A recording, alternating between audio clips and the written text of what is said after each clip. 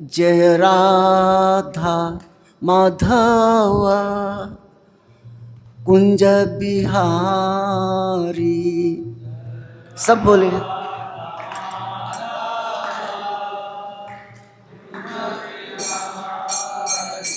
जय राधा माधव कुंज बिहारी।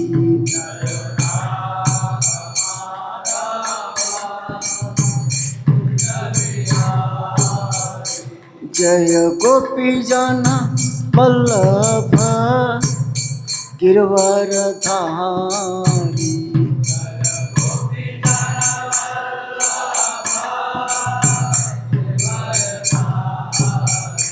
जय गोपी जन वल्लभ गिरवरधारी।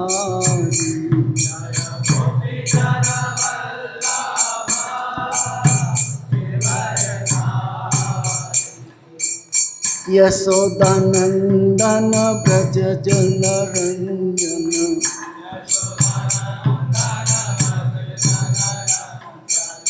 यशोदानंदन ब्रज जन रंजन।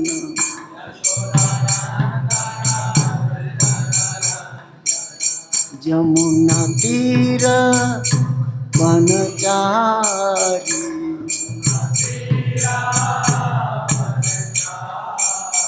यमुना तीर वनचारी।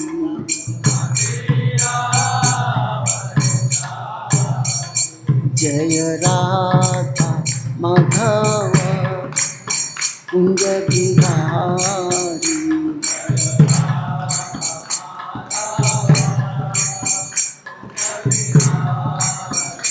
हरे कृष्णा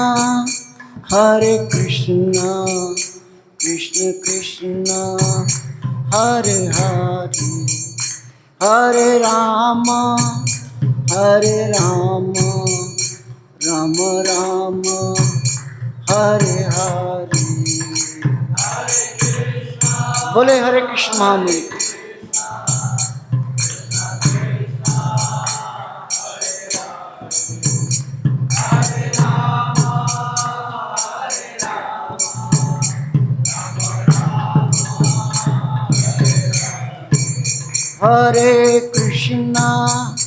हरे कृष्णा कृष्ण कृष्ण हरे हरे, हरे राम राम राम हरे हरे।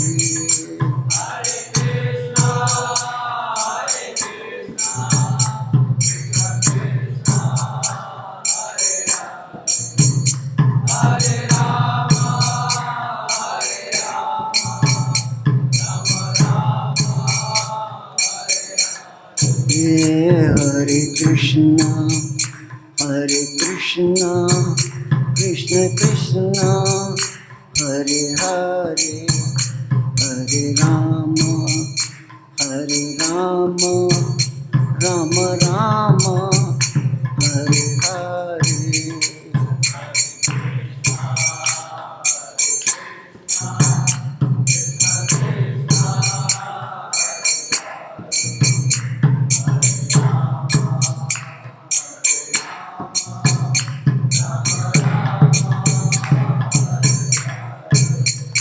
जय प्रभुपदा जय प्रभुपदा, प्रभुपदा जय प्रभुपदा।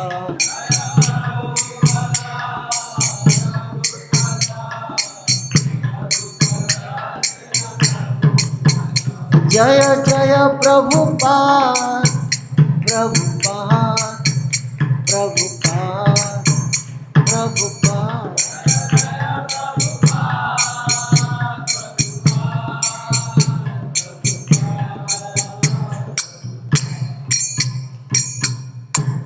जय ओम विश्वपाद परमहंस परिव्राजकाचार्य अष्टोत्तरष्टहित डिवाइन ग्रेस।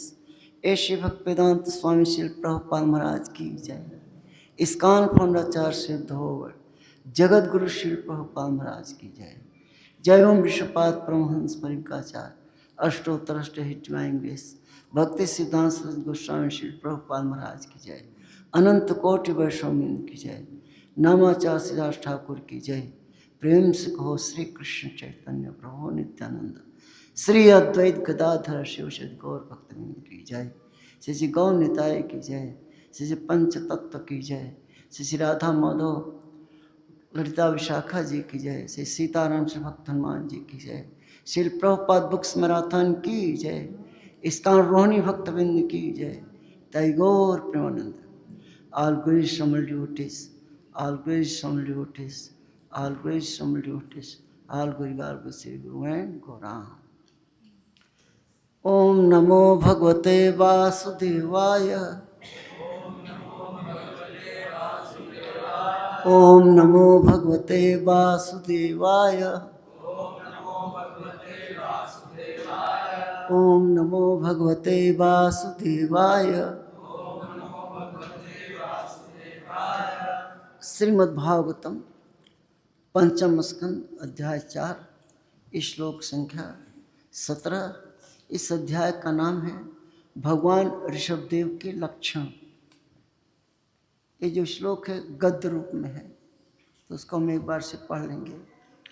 द्रव्य देश काल हुआ श्रद्धा ऋतिक विविध उद्देश्य उपचित सर्वे अपि ऋतुभि यथा उपदेशम सत्कृत्व याज। ये जो श्लोक है ये गद्य में है। शब्दार्थ द्रव्य यज्ञ की सामग्री, देश विशिष्ट स्थान तीर्थ या मंदिर, काल उपयुक्त समय यथा बसंत, वह आयु विशेषता युवावस्था, श्रद्धा अच्छाई में विश्वास, ऋत्विक पुरोहित गण, विविध उद्देश्य विभिन्न प्रयोजनों से विभिन्न देवताओं की पूजा करके उपचितय है समुद्र होकर सर्वे सभी प्रकार के अपि निश्चय ही ऋतुभि यज्ञिक अनुष्ठानों द्वारा यथा उपदेशम उपदेश के अनुसार शतकृत्व 100 बार याज आराधना की। अनुवाद तात्पर्य श्री प्रभुपाद जी के द्वारा। श्री प्रभुपाद महाराज की जय।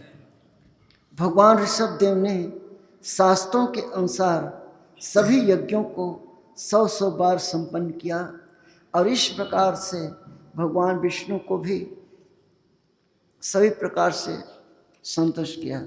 सभी अनुष्ठान उत्तम कोट की सामग्री से तथा उचित समय में और पवित्र स्थानों पर युवा तथा श्रद्धालु पुरोहितों द्वारा संपन्न हुए। इस प्रकार भगवान विष्णु की पूजा की गई और समस्त देवताओं को प्रसाद वितरित किया गया। सारे अनुष्ठान तथा उत्सव सफल हुए। तात्पर्य श्री प्रभुपाद जी के द्वारा कहा गया है कि कौमार आश्रित प्राज्ञो धर्मान भागवता नहीं। अनुष्ठानों की सफलता के लिए इन्हें युवकों हो सके तो बालकों द्वारा संपन्न कराया जाना चाहिए। मनुष्यों को बचपन से ही वैदिक संस्कृति की और विशेष रूप से भक्तिमय सेवा की शिक्षा दी जानी चाहिए। इस प्रकार कोई भी अपना जीवन सफल बना सकता है। वैष्णव कभी भी देवताओं का अनादर नहीं करता, किंतु वह इतना मूर्ख नहीं होता कि प्रत्येक देवता को परमेश्वर मान ले। परमेश्वर समस्त देवताओं के स्वामी हैं, अतः सारे देवता उनके सेवक हैं। वैष्णव उन्हें परमेश्वर के दास मानता है और सीधे उन्हीं की उपासना करता है। ब्रह्म संहिता में मुख्य देवताओं की उपासना गोविंदम आदि पुरुषम तमहम भजामी शब्दों द्वारा की जाती है। मुख्य देवताओं में शिव ब्रह्मा तथा भगवान कृष्ण के अवतार तथा विस्तार जैसे गर्भवसायी विष्णु, महाविष्णु तथा अन्य समस्त विष्णु तत्व के साथ ही दुर्गा देवी जैसे शक्तित्व उल्लेखनीय है। वैष्णव देवताओं की उपासना गोविंद के संदर्भ में करता है, स्वतंत्र रूप से नहीं। वैष्णव इतना मूर्ख नहीं होता कि वह देवताओं को भगवान से स्वतंत्र माने। इसकी पुष्टि चैतन्य चरिता में एकले ईश्वर कृष्ण आर स्वभृत से हुई है, जिसका अर्थ है श्री कृष्ण परमेश्वर हैं और अन्य सभी उनके सेवक। ये जो जल है ना, नजदीक रख दीजिए। ओम अज्ञानतिमिरान्धस्य ज्ञानांजन शलाकया चक्षुर्मिलितं येन तस्मै श्री गुरुवे नमः। हे कृष्ण करुणा सिंधु दीनबंधु जगतपते गोपेश गोपिका कांत राधा कांत नमस्तुते।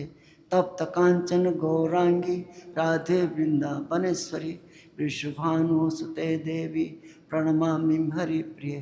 वाञ्छा कल्पतरुभ्यश्च कृपा सिन्धुभ्येव च पतितानां पावनेभ्यो वैष्णवेभ्यो नमो नमः। जय श्री कृष्ण चैतन्य प्रभो नित्यानंद श्री अद्वैत गदाधर शिवासादि गौर भक्तवृंद। हरे कृष्णा कृष्णा कृष्णा हरे।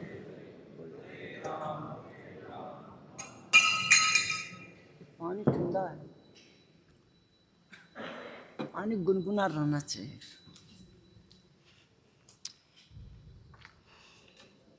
तो बहुत ही भगवान ऋषभ देव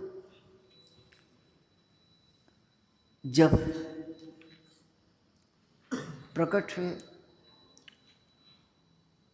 अपनी माँ के गर्भ से, तो उनके जो लक्षण थे बड़े ही दिव्य लक्षण, क्योंकि वो स्वयं भगवान के अवतार हैं। इसलिए बचपन से ही उनका बहुत प्यार से शिक्षा दी गई, गुरुकुल में शिक्षा दी गई। और उसके बाद जब बड़े हुए तो गृहस्थ आश्रम में प्रवेश किए और स्वयं इंद्र देवता ने, जो कि देवताओं के राजा हैं, उन्होंने जयंती नाम की कन्या से विवाह कराया था, जिसे 100 पुत्र उत्पन्न हुए। और जो सबसे बड़े पुत्र हुए उनका नाम पड़ा भरत। और हमारा जो देश है भारतवर्ष उन्हीं के नाम से पड़ा है। कहते हैं भारतवर्ष, तो भरत के नाम से ये पड़ा है। तो प्रभुपाद जी तात्पर्य में जो समझा रहे हैं, ये हम सबको समझना बहुत आवश्यक है। कि प्रभुपाद जी कहते हैं कि मनुष्यों को बचपन से ही वैदिक ज्ञान की शिक्षा देनी चाहिए। जो श्लोक प्रभुपाद ने उद्धृत किया है, ये श्लोक जो है प्रहलाद महाराज जी के द्वारा बताया गया है कि कुमार अवस्था, जो बचपन की जो अवस्था, जो 5 साल की अवस्था होती है, उसी समय से हमें भक्ति का ज्ञान देना आरंभ कर देना चाहिए। प्रहलाद महाराज तो विशेष थे कि वो तो अपनी माँ के जब गर्भ में थे तभी नारद जी के द्वारा उन्होंने वैदिक ज्ञान प्राप्त कर लिया था बचपन से ही। तो वही कहते हैं कि ये सौभाग्य सबको नहीं मिलेगा कि माँ के गर्भ में किसी दिव्य गुरु के द्वारा वैदिक ज्ञान लें। लेकिन वो कहते हैं कि 5 साल में जब बालक हो जाए तो वैदिक ज्ञान का शिक्षा उसको मिलनी चाहिए। ये बहुत आवश्यक है। इसीलिए प्रभुपाद जी ने भी गुरुकुल की व्यवस्था की, क्योंकि भगवान ऋषभदेव स्वयं भगवान थे, फिर भी उनके पिताजी ने उनको गुरुकुल में डाल रखा था, क्योंकि ये शिक्षा पद्धति है। भगवान श्री राम, ये चारों भाई भी गुरुकुल में जाकर शिक्षा ग्रहण की थी। भगवान स्वयं कृष्ण अपने सखा सुदामा के साथ गुरुकुल में गुरु महर्षि संदीपनि मुनि को यहाँ शिक्षा लेते, जबकि सारे दिव्य ज्ञान उनके हृदय से निकलते हैं, लेकिन हम सबको शिक्षा देने के लिए ये व्यवस्था की गई है। हाँ, इसीलिए प्रभुपाद जी ने पूरे विश्व में कुछ गुरुकुल स्कूल खोले हैं, तो बच्चे जो है वहाँ पढ़ रहे हैं। तो यही पद्धति है, तो हम सबको ध्यान रखना चाहिए। तो प्रभुपाद जी कहते हैं कि कि वैष्णव जो है कभी भी देवताओं का अनादर नहीं करता। देखिए, वो देवता हैं और हम वैष्णव ये अच्छी तरह समझता है कि ईश्वर एक ही हैं और देवता अलग है। ये नहीं सोचना चाहिए कि जो देवता है हर देवता क्या है, ईश्वर है, भगवान है, ऐसा नहीं है। लेकिन जो भक्त होता है वो सीधे भगवान श्री कृष्ण की आराधना करता है, उनकी पूजा करता है, उनकी भक्ति करता है। क्योंकि भगवान कृष्ण की अगर आप भक्ति करते हैं, उनका नाम लेते हैं, हरे कृष्णा कृष्णा कृष्णा हरे हरे, हरे राम राम राम हरे हरे, तो उनका भक्ति करने से, उनका नाम लेने से जितने भी देवी देवता हैं अपने आप क्या हो जाते हैं, संतुष्ट हो जाते हैं। ऐसा इसलिए कि जैसे प्रभुपाद जी कहते हैं तुलसी महारानी है, तो इनकी जड़ में हम पानी डालते हैं, जड़ डाल देते हैं ना पानी। जब जड़ पानी डालते हैं तो हर शाखाएं और पत्ते अपने आप क्या हो जाएंगे, तृप्त हो जाएंगे। एक एक पत्ते को, एक शाखा को नहीं। उसी प्रकार से सबके मूल कौन है, सबके स्रोत कौन है, कृष्ण। तो अगर हम उनकी भक्ति करते हैं, उनकी पूजा करते हैं, उनकी प्रेम में सेवा करते हैं, तो ये देवी देवता अपने आप क्या हो जाते हैं, प्रसन्न होते हैं। इसलिए भक्तों को हर देवता का सम्मान करना चाहिए, आदर सबका करना चाहिए। भगवान श्री कृष्ण तो यहाँ तक कहते हैं कि हे अर्जुन, चंडाल ही क्यों न हो, अगर कोई कुत्ता का मांस खाने वाला भी अगर मेरा नाम लेता है, कृष्ण का नाम लेता है, तो उसका भी हमें क्या करना चाहिए, आदर करना चाहिए। इसलिए हर भक्त जो है सबका सम्मान करना चाहिए। ये हमारे चैतन्य महाप्रभु का, कृष्ण का स्वयं आदेश है, हमें सबका आदर करना चाहिए। इसका तो देवता हैं, उनका हमें आदर करना चाहिए। और प्रभुपाद जी इसमें समझा दिए हैं कि देवता हैं, पितृ होते हैं, है ना, भूत होते हैं, प्रेत होते हैं, और जो भगवान होते हैं उस भगवान होते हैं। और जो जिसकी सेवा करता है, देवताओं की सेवा करने वाले देवलोक को जाता है, भूतों की सेवा करने वाले भूतलोक को जाता है, पितरों की सेवा करने पितरलोक को जाता है। कृष्ण कहते हैं जो मेरी भक्ति करता है, मेरी सेवा करता है, वो मेरे दिव्य धाम को आता है। ऐसा धाम जहाँ सूर्य और चंद्रमा की भी जरूरत नहीं पड़ती। ऐसे धाम में जाने वो है कृष्ण का धाम, वैकुंठ लोक, गोलोक में जाना चाहिए। तो इसीलिए हमें भक्ति करें कृष्ण की, लेकिन सम्मान हर देवता, चाहे दुर्गा माता जी हो, माँ शक्ति है, इस सब का हमें क्या करना चाहिए, सम्मान करना चाहिए। अगर आपको किसी देवता का मंदिर दिखाई देता है तो हमें उनका जो है प्रणाम करना चाहिए, दर्शन करना चाहिए, लेकिन नाम किसका लेना चाहिए, कृष्ण का। क्योंकि ये जितने भी देवता हैं ये भी भगवान कृष्ण की आराधना करते हैं। कब प्रभुपाद जी कहते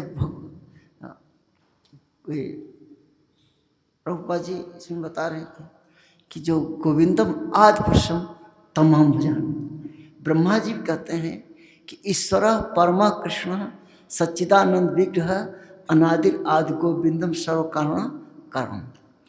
परमेश्वर कौन है, कृष्ण ही है, जो आदि हैं और उनका न आदि होता है न अंत होता है। सनातन ईश्वर है भगवान श्री कृष्ण। सनातन शब्द जो है उसका न कोई आदि होता है और न कोई अंत होता है। हम लोग जो है सनातन संस्कृति को ही अपनाते हैं, हमारा जो संस्कार है ये सनातन संस्कार है। तो कृष्ण जो है आदि, इसीलिए प्रभुपाद जी क्लियर कर दिया है कि जो विष्णु हैं ये कृष्ण ही अपने आप को विस्तारित करते हैं विष्णु के रूप में। प्रभुपाद जी ने क्लियर कर दिया है, ये आप सुन लेना। तो ये जानना बहुत आवश्यक है। इसीलिए प्रभुपाद जी जब अमेरिका गए तो आप जानते हैं क्या लेके गए थे, हरिनाम लेकर गए थे, गीता लेके गए थे, भागवतम, मृदंग और हारमोनियम, करताल।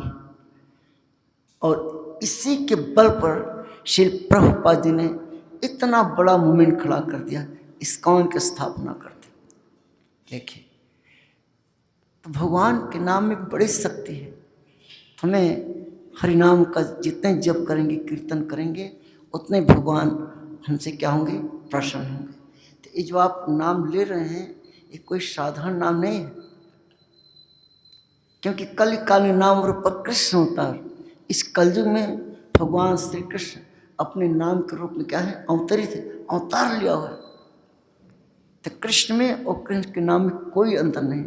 प्रभुपाद जी ने पूरा दुनिया बदल दी, जानते हैं, शिव हरिनाम के बल पर, भगवद गीता के ज्ञान के बल पर, और भगवान को भोग लगा करके प्रसाद के बल पर, प्रसाद।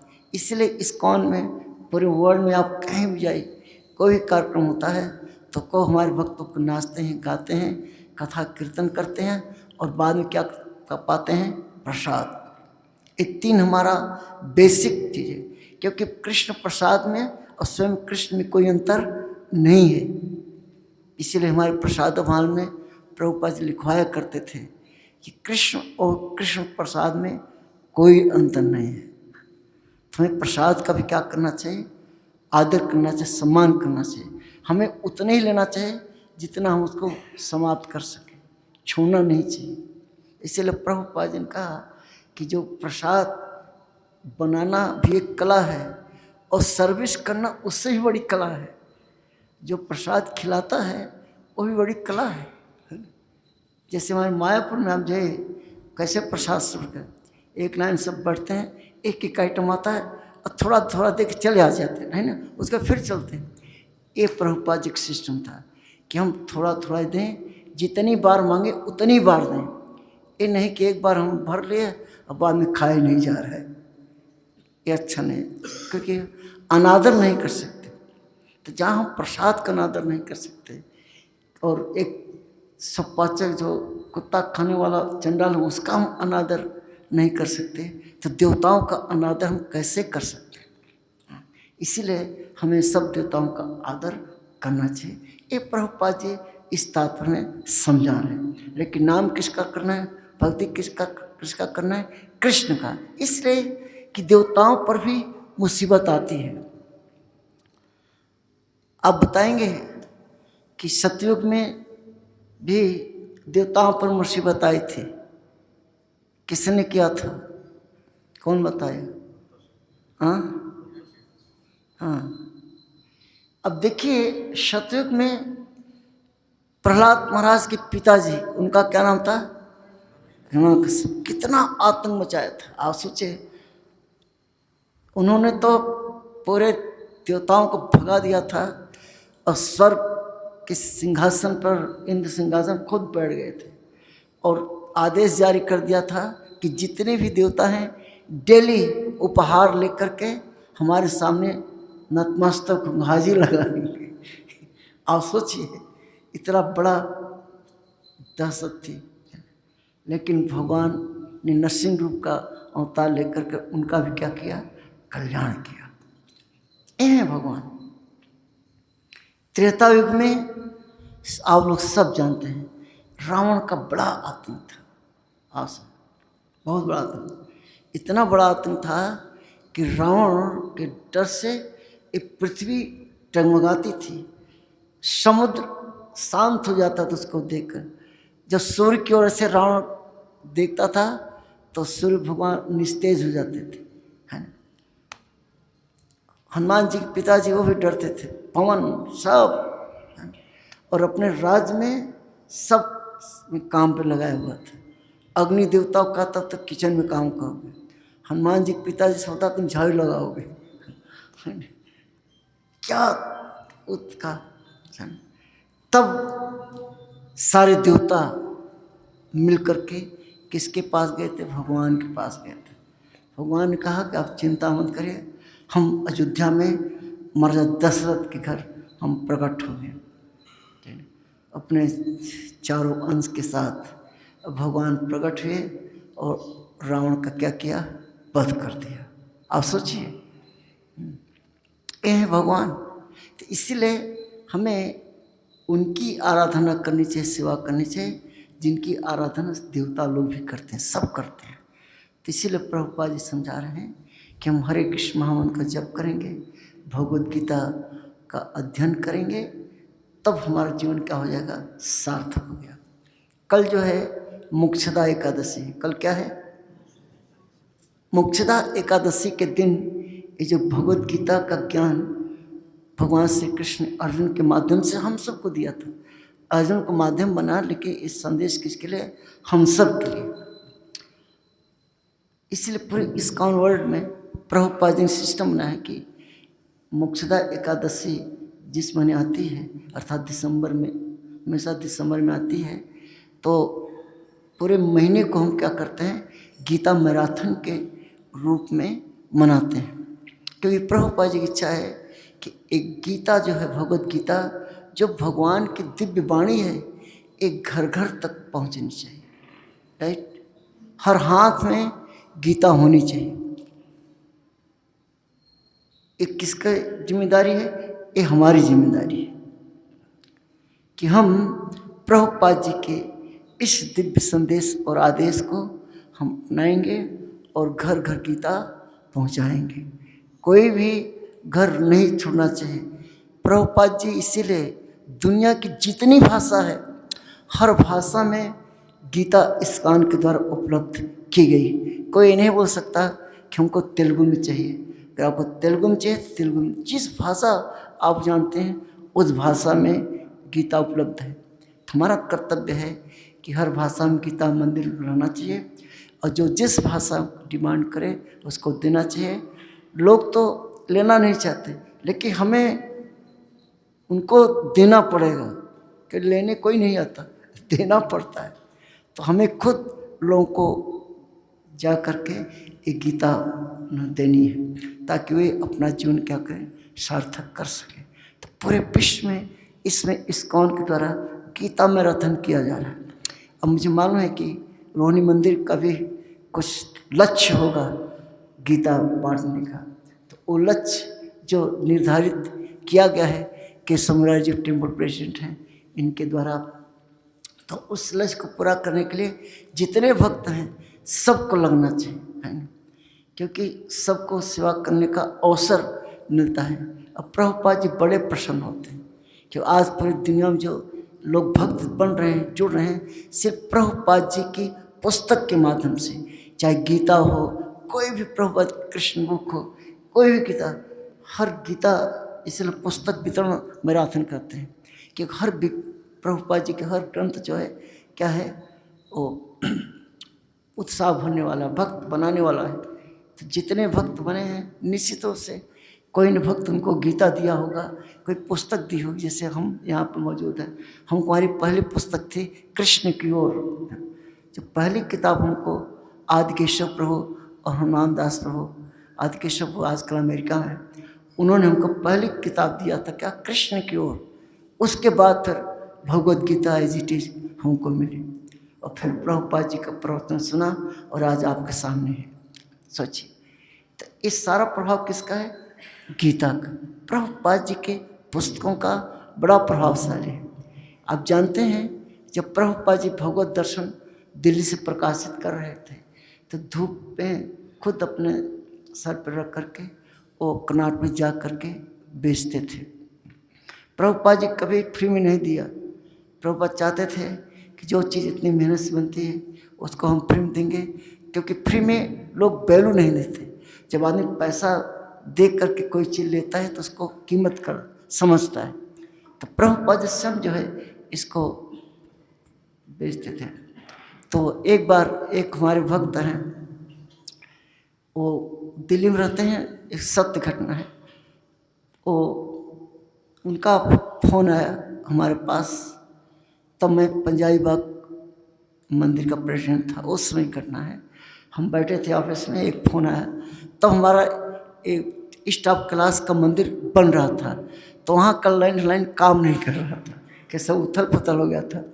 तो उन्होंने फ़ोन लगाया, मैं उठाया, तो कहे कि मैं इस काम से जुड़ना चाहता हूँ, कैसे जुड़ना चाहता हूँ। तो हमको आप अपना एड्रेस दीजिए और हम आ जाते हैं, फिर आपको बताते हैं कैसे जुड़ना चाहते हैं। कि हमारे भक्त तो तैयार रहते हैं, लाइक आर्मी।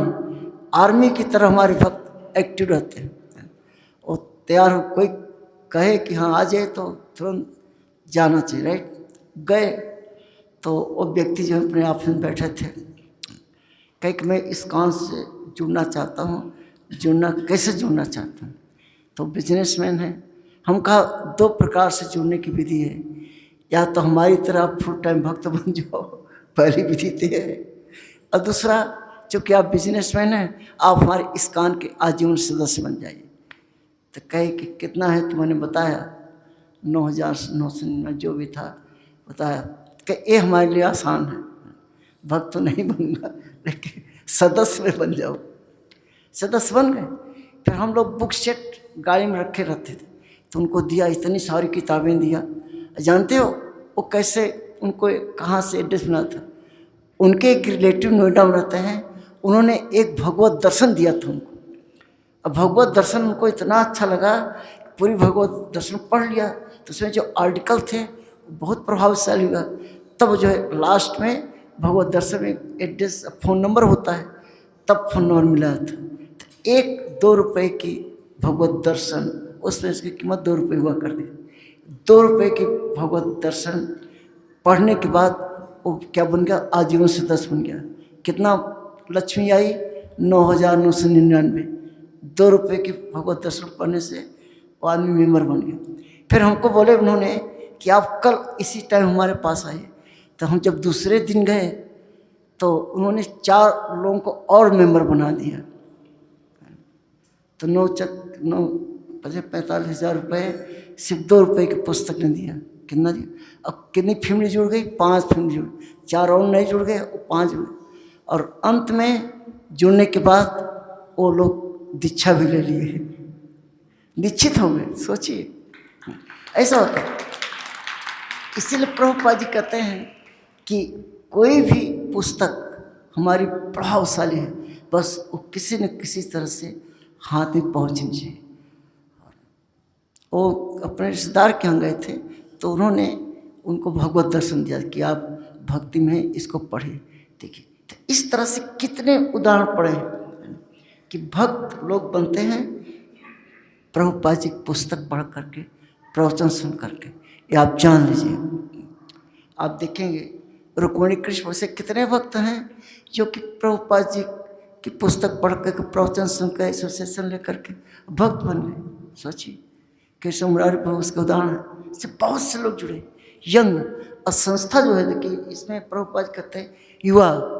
होता क्या है कि मैं प्रभुपाद जी 70 साल की अवस्था में थे, लेकिन प्रचार जानते किसको किया?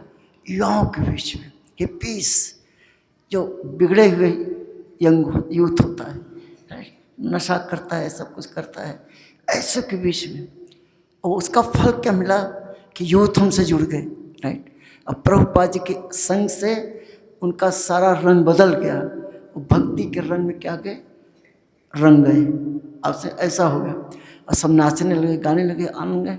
आज वही ही पीस जो प्रभुपाद ज्वाइन के थे, कोई जेबी से है, कोई गुरु है, कोई कहाँ चला रहा है, सब सन्यासी बने, कितना बड़ा प्रचार किया।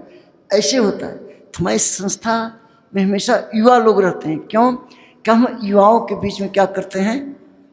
प्रचार करते हैं। जिस क्लास के लोगों से आप प्रचार करेंगे, वही क्लास के लोग हमसे जुड़ेंगे। इसलिए प्रभुपाद जी ने हमारा जो सिस्टम है, ISKCON youth forum, ISKCON youth department है, कॉर्पोरेट डिपार्टमेंट है, जो कॉर्पोरेटरों के बीच प्रचार करते हैं। हमारा लीगल टीम है जो एडवोकेट जजों के बीच प्रचार करता है। सब पर एक सिस्टम बना हुआ है। जैसे हम कम्युनिकेशन डिपार्टमेंट है, तो जो मिनिस्टर्स, सेलिब्रिटी जो उनके भी प्रचार करता है। सबका एक प्रचार करने का एक विंग बना हुआ है। आप सुनिए, इस तरह सब जो है अपना अपना प्रचार कर रहे हैं। अब प्रभुपाद जी ने ऐसा सिस्टम बना दिया है, इतना बढ़िया सिस्टम बना दिया है कि सब इंगेज रहते हैं। और टेम्पल प्रेसिडेंट की यही क्वालिटी है कि how to engage and encourage the devotees in the circle of Prabhupada ISKCON. ये उसका है कि हमें कैसे भक्तों को इंगेज करें, उनकी क्वालिटी, उनके गुणों को देख करके। जिसके अंदर जो क्वालिटी है उसको जोड़ दिया जाता है। आप हमारे देखते होंगे जो पुजारी में है, पुजारी डिपार्टमेंट, जिनको कुकिंग अच्छी आती है वो duty department, duty kitchen department, सबको सेवा ऐसी लगा दी जाती है कि सब अपने अपने से मस्त हैं। जिसको मृदंग बजाना था मृदंग बजाते हैं, राइट। तो इस तरह से प्रभुपाद जी ने एक सिस्टम बना के हमको गए हैं। उस सिस्टम को हम क्या करना है, फॉलो करना है। और जो कांग्रेगेशन डिवोटीज हैं, अपना नौकरी करते हैं, बिजनेस करते हैं, जो काम होते हैं, उनको प्रभुपाद इतना सिस्टम, सुंदर सिस्टम बना दिया कि आप मंदिर से जुड़िए। इस संडे का जो कार्यक्रम होता है, लव फेस्ट का कार्यक्रम, प्रभुपाद जी ने इसीलिए बनाया कि जो हमारे कांग्रेगेशन डिवोटीज हैं, जो अपने घर में रहते, कोई पढ़ाई कर रहा है, कोई बिजनेस करता है, कोई नौकरी करना है, तो कम से कम हफ्ते में एक दिन, संडे के दिन या सैटरडे के दिन वो मंदिर आए, भक्तों के साथ बैठ करके आध्यात्मिक ज्ञान लें और सेवा लें, सेवा करें। तो इसीलिए इस संडे का दिन जो है प्रभुपाद जी पूरी दुनिया में सब अपने अपने हिसाब से टाइम टेबल बना करके एक कार्यक्रम करते हैं। तो आप 6 दिन जो है अपना कार्य करिए और 7वें दिन मंदिर जरूर आइए, भक्तों से मिलिए और सब जो डाउट्स हैं वो क्लियर करिए और सेवा में इंगेज करिए। How to engage in the service of lord, this is the quality of duties. तो मंदिर के जो भक्त हैं उनका यही है कि कैसे आपको सेवा में लगाएं, क्योंकि हम सब किसके दास हैं, कृष्ण के दास। यही प्रभुपाद समझा रहे हैं कि जीवरे स्वरूप है नित्य कृष्ण दास। तो हम सब जब प्रभुपाद जब देवताओं को बोलते हैं कि ये सब क्या है, कृष्ण के दास हैं, तो हम भी कृष्ण के ही दास हैं। तो देवता से लेकर के मनुष्य, धरती पर रहने वालों से, ये सब किसके दास हैं, कृष्ण के दास हैं। हम सब भगवान के सेवक हैं, भगवान को प्रसन्न करना चाहिए। तो हम आप लोगों से मेरा ये अनुरोध है कि आप लोग जो है ये जो महीना है ग्रंथ बांटने का, आप लोग ज़्यादा से ज़्यादा बांटने का प्रयास करना चाहिए। जैसे हमारा ईस्ट ऑफ कैलाश का मंदिर ने करीब 5 लाख गीता डिस्ट्रीब्यूट करने का लक्ष्य रखा है। हमारे भक्त तो लग गए हैं, हमारा तो पूरा टाइम टेबल ही चेंज हो गया है। 7:45 बजे प्रवचन स्टार्ट हो जाता है, 8:45 बजे समाप्त हो जाता है और ठीक 9 बजे प्रसाद पा करके फिर भक्ति की प्रभुपाद चाहते थे कि 10 बजे के बाद जो बहुत ही खास सेवा है मंदिर में वही रहें, बाकी सब जा कर के बाहर प्रचार करें। ये नहीं कि प्रसाद पा करके जाके सो जाएं, ऐसा नहीं। आप प्रसाद पाने के बाद आप जो है बाहर जाइए और प्रचार करिए। इससे कौन प्रसन्न होते हैं, प्रभुपाद जी, आपके राधा माधव प्रसन्न होंगे। तो आप सबसे यही अनुरोध है कि ये जो उद्देश्य है प्रभुपाद जी का, आदेश है, संदेश है, इसमें सबको लगना चाहिए। 15 जनवरी तक है शायद मैराथन जो है 15 जनवरी तक है। तो 15 जनवरी के बीच में आप अपना एक टारगेट रखिए। कुछ नहीं, अगर एक व्यक्ति जो है 10 गीता भी बांटे रोज, 10 गीता रोज या 2 गीता रोज, तो बहुत बांट सकते हैं। लेकिन अगर लक्ष्य बड़ा है तो आपको 100 गीता, 500 गीता, 250 गीता, 1000 गीता ऐसा ले करके और लक्ष्य को पूरा करना चाहिए और एक गीता अवश्य पहुंचाना चाहिए। आप चाहते हैं कि उनका हृदय बदले, वास्तव में गीता कोई धार्मिक ग्रंथ नहीं है। एक जो गलतफहमी है ये समझ लीजिए, गीता कोई धार्मिक ग्रंथ नहीं है। यह है गीता हमारे जीवन जीने की कला की शिक्षा थी। हम कैसे जीना चाहिए, हमको क्या खाना चाहिए, क्या नहीं करना चाहिए, ईश्वर के बारे में शिक्षा देती है। जीव, हम जीवात्मा हैं, हमारे बारे में ज्ञान देता है, प्रकृति के बारे में ज्ञान देता है, काल क्या है, कर्म क्या है, कौन सा कर्म करना चाहिए, कौन सा कर्म नहीं करना चाहिए। ये 5 तत्वों को पूरा भगवान श्री कृष्ण ने व्याख्या की है। इसीलिए कृष्ण स्वयं कहते हैं राज विद्या राजगुह्यम पवित्रम इदम उत्तम, this is the king of knowledge. ये जितना ज्ञान है इस संसार में, पृथ्वी सबका राजा कौन है, गीता का ज्ञान। देखिए अब कितना सरल है। भगवान क्या कहते हैं, भगवान यही कहते हैं कि मन मना भव भक्तो मद्याजी माम नमस्कार। अपना मन किसमें लगाओ, मेरे में लगाओ। यही तो कर रहे हैं। अब हमको समझना है कि हमें क्यों लगाना है, भगवान ऐसा क्यों कर रहे हैं। इसलिए कि जो कुछ आप खा रहे हैं, पी रहे हैं और सांस ले रहे हैं, उसको प्रोवाइड करने वाले कौन है? कृष्ण। आप सांस ले रहे हो कि नहीं ले रहे? ये हवा कौन सप्लाई कर रहा है? आज तक दुनिया का कोई वैज्ञानिक ये दावा नहीं किया है कि मैं हवा बना रहा हूं और सप्लाई कर रहा हूं। सच है कि नहीं सच है? तो भगवान श्री कृष्ण हवा दे रहे हैं, हवा को खींचने के लिए, निकालने के लिए नाक बनाया हुआ है। ये बॉडी किसने बना के दिया हुआ? कृष्ण का बनाया हुआ शरीर है। सुनने के लिए कान दे दिया, देखने के लिए आंख दे दिया, खाने के जीवा मुंह दे दिया, बोलने के लिए। ये सब किसने दिया है? भगवान ने दिया। तो कैसे इन इंद्रियों को भगवान की सेवा में लगाएं? दिस इज आर्ट, यही तुम्हारी कला है। सुने भगवान की कथा, सुने, चुगली निंदा नहीं सुनना चाहिए। आप सुनेंगे ना, बहुत आवश्यक है। खाएं तो भगवान का प्रसाद पाएं। तो इस सब का जो है, सुने तो भगवान की वाणी सुने। आप सुनेंगे, तो ये जो शरीर भगवान दिया है, शरीर को भगवान की सेवा में लगाएंगे तो शरीर भी स्वस्थ रहेगी। भगवान के नाम का जप करेंगे, कीर्तन करेंगे तो आत्मा संतुष्ट होगी। क्योंकि आत्मा का भोजन क्या है? परमात्मा का। न हम आत्मा है ना, परमात्मा में हमारा भोजन अलग है। जो हम चावल दाल ये सब खाते हैं, ये किसका भोजन है? शरीर का है।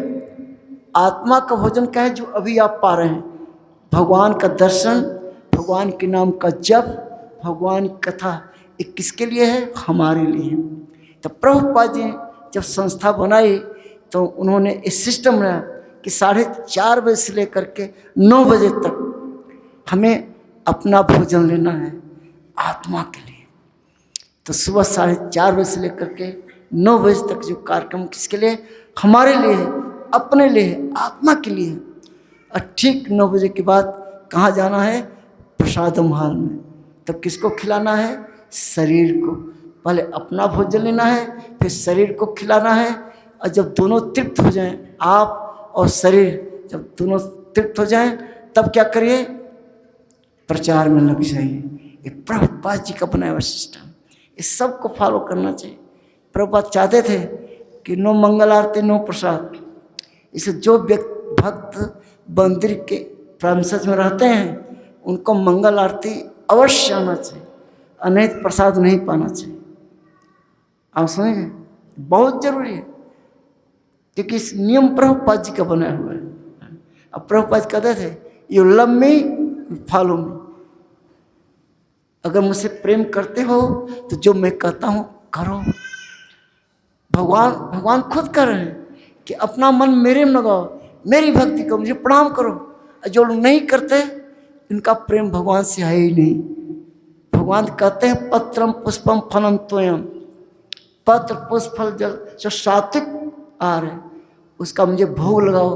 अर्जुन प्रेम से मैं खाता हूँ। भगवान ने कहीं नहीं कहा अंडम मटनम चिकनम। और लोग खा रहे हैं, कितनी गलत बात है।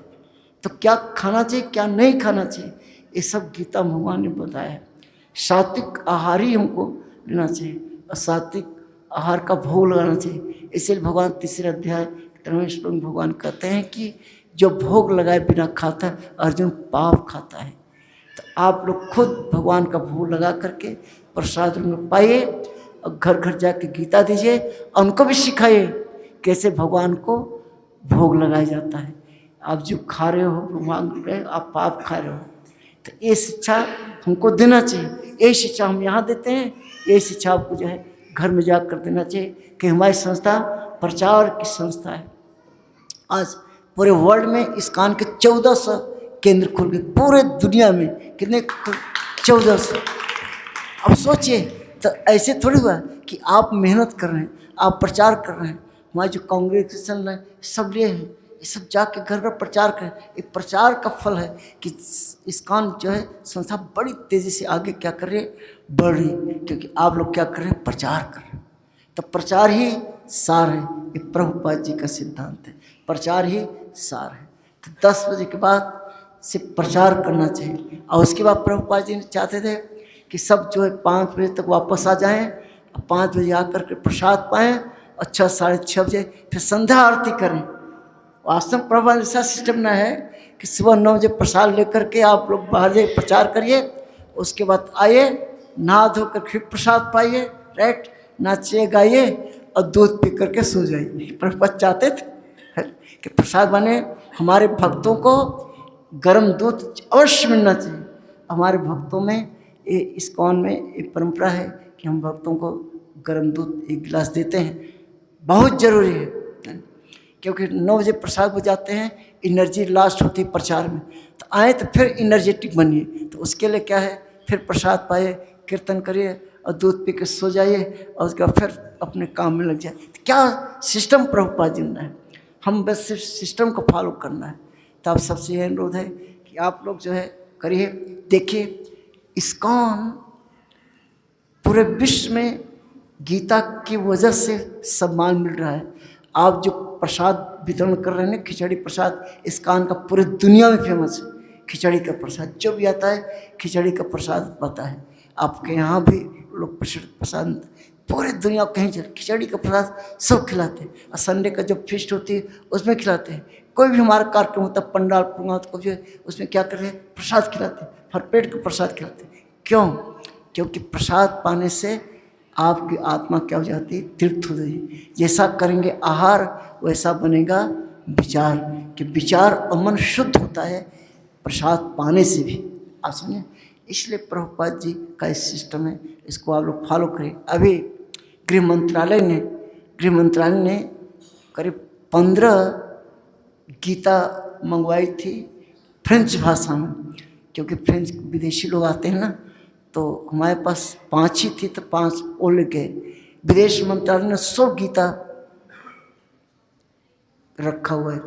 जो भी विदेशी आते हैं तो वो उनको गीता देते हैं। तो जब से हमारे प्राइम मिनिस्टर आए हैं तब से गीता का खूब प्रचार प्रसार चल रहा है। और दुनिया की जो सबसे बड़ी गीता है, प्राइम मिनिस्टर मोदी जी आए थे 26 फरवरी 2019 को, वो गीता हमारे वैदिक प्रदर्शनी में रखा हुआ है। तो कभी आप लोग आइए और देखिए दुनिया की सबसे बड़ी गीता, ये सब प्रभुपाद जी के हैं।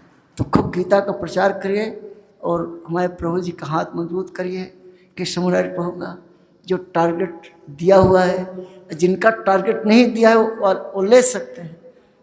राधा माधव को प्रसन्न करने के लिए प्रभुपाद जी प्रसन्न है। सब गीता में लग जाना चाहिए। 15 जनवरी तक सिर्फ गीता प्रचार करना है आपको। कोई भी पुस्तक आप प्रचार करिए, बांटिए, बहुत आनंद आएगा। हरे कृष्णा। कोई प्रश्न है? कुछ आप लोग सुनाइए गीता के बारे में। तो यहाँ पे जितने लोग बैठे हैं वो लोग हाथ उठाएं जिन्होंने भी एक भी गीता नहीं बांटा है। आप नहीं बांटा तो जो लोग नहीं बांट रहे हैं केशव में प्रचार करें। इन लोगों को तो कम से कम 1-2 गीता तो ले लेनी चाहिए, है ना। अक्कल गीता जनते हैं, आज से ही अपनी गीता बुक करवा लीजिए कि कल तो गीता बांटनी ही बांटनी है आपको, है नहीं। टारगेट बना कि हम 5 लोगों को गीता, अपने नाते रिश्तेदारों को, परिवार वालों को, किसी न किसी जो आपको दोस्त मानते हो उनको तो गीता आप जरूर लीजिए। तो आज जो है गीता ले लीजिए और कल अवश्य बांटिए। टारगेट होना चाहिए। आप समझ गए, बहुत जरूरी है। तो हमारे यहाँ क्या कितना 30, तो हरि बोल, ताली बजाए जोर से। 30 गीता, कितनी गीता? 30 गीता। आप कितनी गीता लेंगे? 10 गीता। हरि बोल, नोट करते जाओ। 30 गीता। और आप प्रभु जी, आप बोले, हाथ उठाए थे आप, कितनी गीता? शर्माए मत, बोले 1 गीता। Very good. आप 128 गीता। हरि बोल, आनंद आ गया। आप लोग इधर भी, आप लोग के पीछे हो बढ़ो। अरे एक ही गीता लो, गीता लो तो सही, है नहीं। बोले बांटेंगे नहीं बांटेंगे? हाँ। और माता जी लोग, आप लोग पीछे मत रहिए। बोले प्रभु जी कितना? 7, 5 गीता। प्रभु जी हरि बोल। बहुत बहुत धन्यवाद। माता जी लोग, आप लोग पीछे मत रहिए, आप लोग आगे बढ़िए, बोलिए लेडीज फर्स्ट। आप बताइए, आप लोग बताइए, मुस्कुराने से काम नहीं चलेगा। कितना 33 कर दिया, हरी वो। आप 5 गीता माता जी को।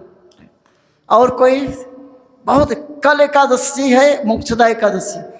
कल का गीता का ज्ञान दान सबसे बड़ा फल मिलेगा, जाने गीता दान महादान इसलिए कहा गया है।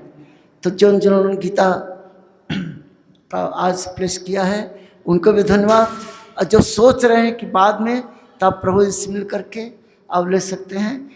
कल तो एकादशी है, एकादशी के दिन आप जो है मंदिर आइए। कल बड़ी भीड़ होनी चाहिए मंदिर में, दर्शन करिए। और गीता, यहाँ गीता का स्टॉल लगेगा, जो लोग आएँ और गीता लेके जाएं। हरे कृष्णा। जय जगत गुरु श्री प्रभुपाद महाराज की, भगवत गीता मैराथन की, इसका रोहिणी भक्तवृंद की। हरि बोल।